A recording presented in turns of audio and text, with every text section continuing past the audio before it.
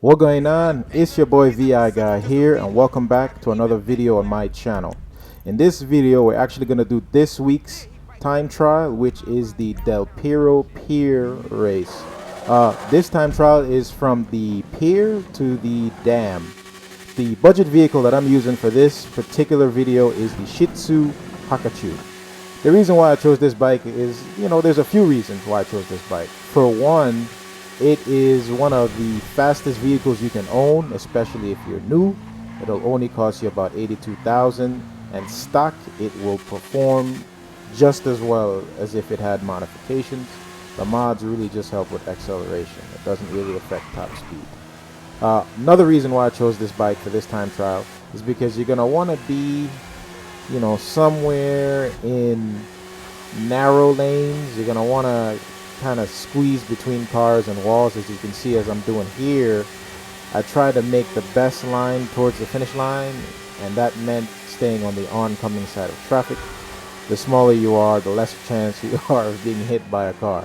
So I use this bike here for the budget vehicle race. As you can see, there isn't really a whole lot going on in this time trial.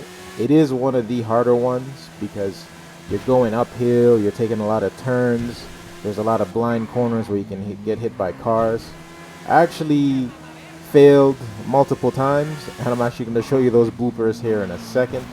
It's funny sometimes when you ride the bike and you get hit off. I can't lie to you, sometimes you get hit so far away that you actually just fail because you can't get back to the bike on time.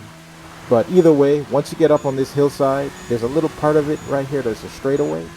Usually once the timer starts to beep and you're on that little straightaway, chances are you're gonna make it. As you can see, I beat the par time. I literally came in 1/100th of a second before I failed. But the expensive vehicle I'm going to use for this time trial is the RC Fueri, I think is how people pronounce it. But this is pretty much a Ferrari in the game. I decided to use this vehicle because it's actually one of the newer vehicles. It's a lot faster than the bike. The only difference is you take up more space. There's a wider mass. So if you aren't comfortable with bikes, you might want to consider using a car like this. It handles real well. It's all-wheel drive. It has a cool spoiler that moves up and down. I don't know if that matters to you or not. But I tried to take the same route. You'll see I struggle a little bit more to stay out of the way, and you'll see I just actually took a bump there too, so you have to also be mindful of how the cars will react to the terrain versus the bikes. But yeah, this is very risky here what I'm doing. I make it look good and I make it look easy. Not saying that this is the best route for you to take, but as you can see, I was successful going down the expressway with it, and it is the fastest route, staying far left if we're going to use the expressway.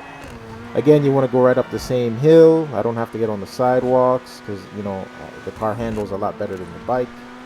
And then, again, you'll see once I get to the hillside, I don't take the little slope like I did on the bike because the car is all-wheel drive and it handles a lot better. So I'm able to make the turns, a lot easier.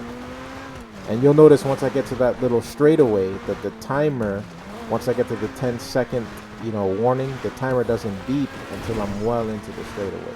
So obviously you can see that I'm gonna make car time again. Only difference is I was able to beat my own personal best. I came in about 3 seconds under the par time.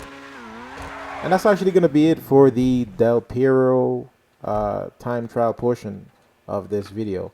Now we're actually going to head on over to the Bandito time trial. On our way there, let's get into the hakachu bloopers I was talking about.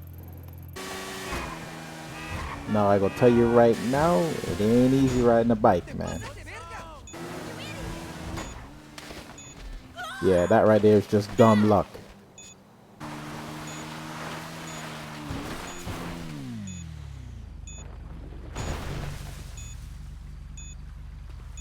So, with that out of the way, let's talk about the high-end vehicle that I use, the RC Fueri. This car is actually at the casino right now on the floor. You can win this by spinning the wheel. There are tons of YouTubers putting videos on how to guarantee that you win this car on the floor. So I suggest you look one up, man. This is a great car to own. As you can see, I can't tell if it has internal modifications, but as you can see, there's a livery on it. Usually liveries cost, 30, 40,000. So the fact that it has a livery shows that some kind of level of modifications are done to it. So right now we're heading to the Quarry. That is where the Bandito time trial is. I'm gonna see y'all in a few seconds. So we about to pull up to the Bandito time trial. This one is called Davis Quartz. I guess that's in reference to being in the Quarry. Part time for this one is actually going to be 1 minute and 32 seconds, as you can see right here. And of course, as always, my first run is always my test run, air quotes, or test the waters. I just do this to see what to expect. Issues with this particular time trial, I would say, would be the little objects and items like that you can crash into. The base of all of those metal structures are solid concrete blocks, so you run into those. There's bins, a bunch of construction items really that can get in your way. What I found to complete this particular course better is to look around the corner. So usually if I'm going uphill in a vehicle, I'll kind of try to look down so I can see what's ahead. This, you want to look side to side. So if you're making a left turn, you want to turn the camera a little bit more to the left so that you don't run into an obstacle. Other than that, it has very minor terrain changes. I mean, you're really on a road. It really stays flat for the most part. It'll, bring you up on a hill or down on a hill. I can't say that the terrain was a challenge, more so the sharp turns. So once you can master looking left or right, I think that's where your strong point is going to be. Now, the difference between my test run and my completion run, you'll see, is this hill right here where I just jumped down. I actually used the jump, and you'll see how that comes in handy. So right now I just missed the par time. I'm still gonna cross the line to see how I come in, and I'm actually not that far off, about 4 seconds off from making par.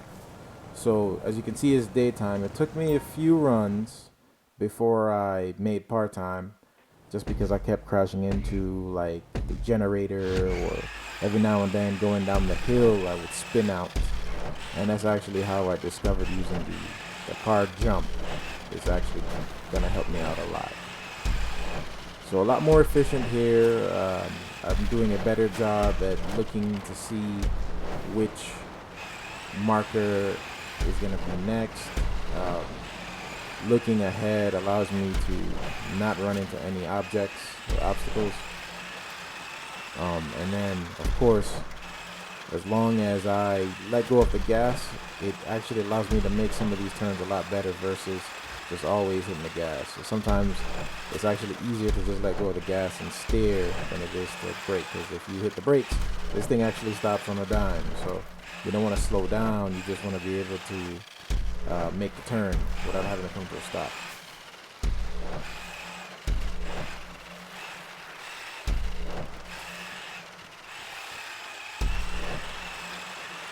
So yeah, once you pass that concrete structure on the left, it's kind of like home stretch. You're up on the hill, and then it forces you to take 2 jumps off the hill to head back to the front. So this is the first one right here. I just got off the gas because it's not that big of a slope. But this one here, I actually use the jump because it's a little bit bumpy if you take the hillside. Then you just head straight to the finish line, man. And just like that, I am 4 seconds under par, and I got paid out $204,000.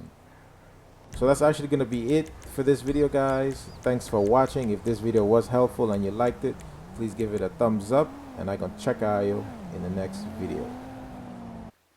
Also, keep an eye out for my heist prep tutorial where I show you how to get in and out of heist without alerting anyone.